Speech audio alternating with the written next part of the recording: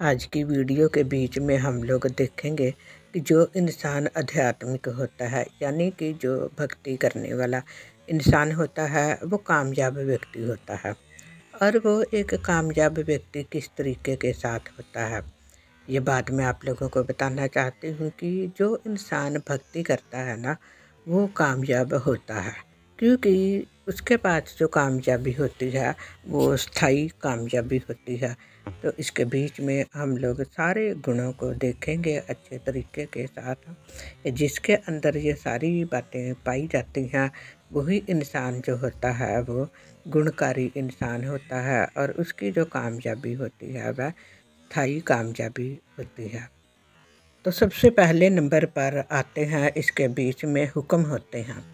और सबसे पहला हुक्म होता है तो मुझे छोड़ दूसरों को ईश्वर करके ना मानना। इसका मतलब ये है कि जो कुछ भी परमेश्वर ने खुद सारा कुछ बनाया हुआ है। हमने परमेश्वर को नहीं देखा, भले ही हमने परमेश्वर को नहीं देखा है, लेकिन हम धर्म ग्रंथों के बीच में उसके बारे में अच्छे तरीके के साथ जान सकते हैं इस बात के बारे में कि जो कुछ उसने बनाया है, जो कुछ उसने कहा है, हम उसी को मानने वाले बने। यार परमेश्वर की इस बात को मानना हमारे लिए इसलिए बहुत ज़्यादा ज़रूरी है ताकि हम दुनिया के गलत कामों में बिल्कुल भी ना फंसने वाले बने कि तू मुझे छोड़ दूसरों को ईश्वर करके ना माना। इंसान जो है आज इंसान की पूजा कर रहा है, वो खुदा से नहीं डरता लेकिन इंसान से ज़्यादा डरता है। तो हमें परमेश्वर से ज़्यादा डरना पड़ेगा क्योंकि परमेश्वर जो है वो हर वक्त हमें देखता है, हमें जानता है। तो अभी हम देखते हैं दूसरे नंबर के ऊपर। दूसरे नंबर पर आता है हुक्म नंबर 2 है। पहले हमने देखा था हुक्म नंबर 1। तो अपने लिए कोई मूर्ति खोद कर ना बनाना, ना किसी की प्रतिमा बनाना जो आकाश में व पृथ्वी पर व पृथ्वी के जल में है। इंसान जो है इसी के ऊपर आज ज़्यादा विश्वास करता है कि किसी भी प्रकार की कोई भी मूर्ति हमने नहीं बनानी, चाहे वो पानी में है, चाहे वो आकाश में है, चाहे वो पृथ्वी में है, जल के ऊपर है, चाहे कोई मर गया है, चाहे कोई जीवित है। तो हमने किसी का भी पुतला भी बनाकर और हमने उसके आगे बिल्कुल भी माथा नहीं टेकना। इस बात को हमने ध्यान में रखना है, क्योंकि अगर हम लोग इस हुक्म को पूरा नहीं करते हैं ना तो हम बहुत सी गलत नीतियों के बीच में, गलत रीतियों के बीच में, गलत रिवाजों के बीच में फंस जाते हैं। और इसके बीच में जब फंस जाते हैं तो हमारी बर्बादी भी पूरी तरीके के साथ A to Z, ना तो हमारी कमाई का कोई फ़ायदा होता है और ना ही हमारी भक्ति का ही कोई फ़ायदा होता है। क्योंकि आज का वीडियो क्या है, आध्यात्मिक और कामयाबी दोनों चीज़ें ही इकट्ठी ही होती हैं। तो अभी हम देखते हैं तीसरे हुक्म के बारे में। हुक्म नंबर 3, तो अपने परमेश्वर का नाम व्यर्थ ना लेना, क्योंकि जो यहोवा का नाम व्यर्थ ले वह उसको निर्दोष ना ठहरेगा। यानी कि कई बार हम लोग लड़ाई झगड़े के बीच में परमेश्वर का नाम गलत ले देते हैं और कई बार ऐसी जगह पर नाम लेते हैं जहाँ पर लोग बिल्कुल भी मानते नहीं हैं। क्योंकि समय के अनुसार हर बातचीत का करना बहुत ज़्यादा ज़रूरी है। जैसे नए नियम के बीच में लिखा हुआ है कि जो अच्छे मोती हैं वो सूअरों के आगे मत डालो। यानी कि जो अच्छी बातें हैं वो हर जगह पर हम नहीं कर सकते, समय के अनुसार हर बात को करना है। अभी हम देखते हैं चौथे हुक्म के बारे में कि तो विश्राम दिन को पवित्र मानने के लिए स्मरण रखना।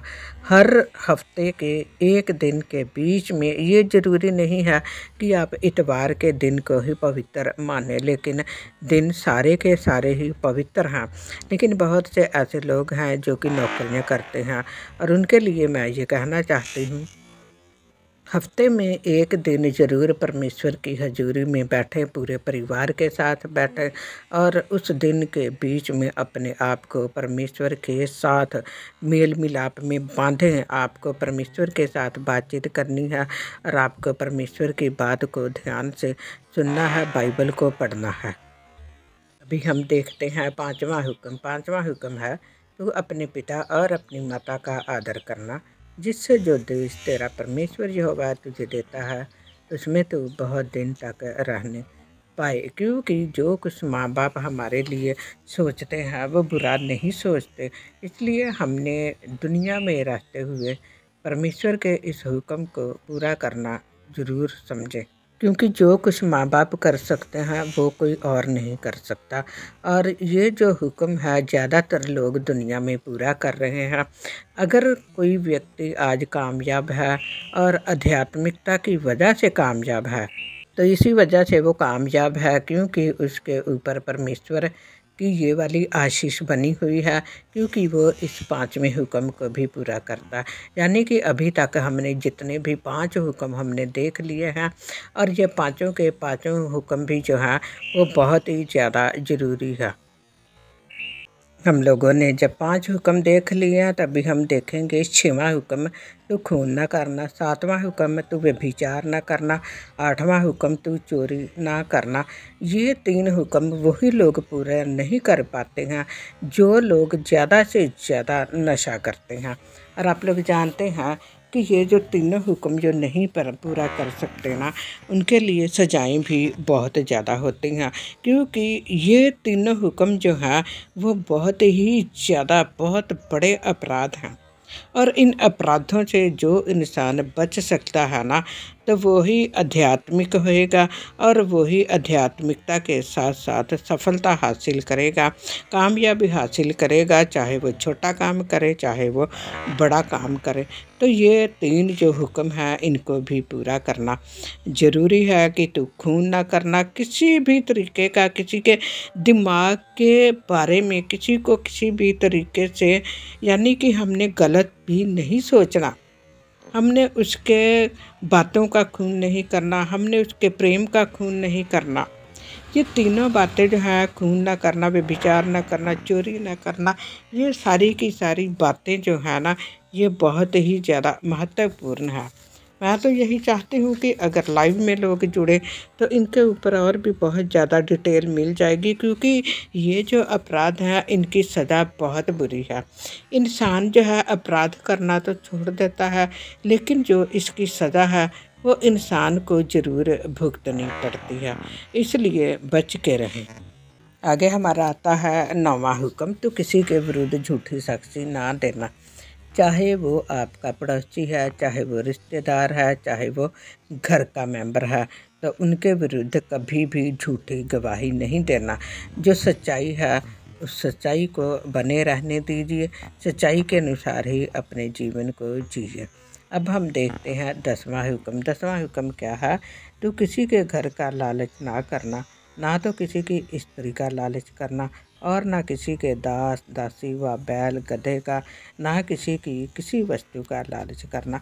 यानी कि आजकल लालच के बीच में ही ज़्यादातर लोग जो हैं वो फंसे हुए हैं, और लालच में फंसने की वजह से आज दुनिया में जो अपराध है वो बढ़ चुका है। लोग ये सोच लेते हैं कि उसकी चीज़ बहुत अच्छी है, मेरे पास अच्छी चीज़ नहीं है, तो मैं उसके जैसी चीज़ ले लूँगा। कई बार फिर ऐसे होता है कि हम दूसरे की नकल करते करते हमें चीज़ उससे भी बुरी मिल जाती है। तो हमें ना तो किसी की पत्नी का लालच करना है, और ना ही किसी की घर की किसी भी चीज़ का, किसी के नौकर का, दास दासी का मतलब है नौकर का, किसी के धन दौलत का, किसी भी चीज़ का हमें बिल्कुल भी लालच नहीं करना। तो इस वचन पर हमेशा ध्यान दें, इस वचन पर मनन करें। जब आप लोग इस सारे वचन पर मनन करेंगे तो दुनिया में जीने के लिए आपको कोई भी मुश्किल नहीं मिल लगेगी, और आप हमेशा आध्यात्मिकता में भी बढ़ते जाएंगे, और आध्यात्मिकता के साथ साथ आप कामयाबी भी हासिल करेंगे। तो धन्यवाद। गॉड ब्लेस यू जितने लोगों ने वीडियो को देखा।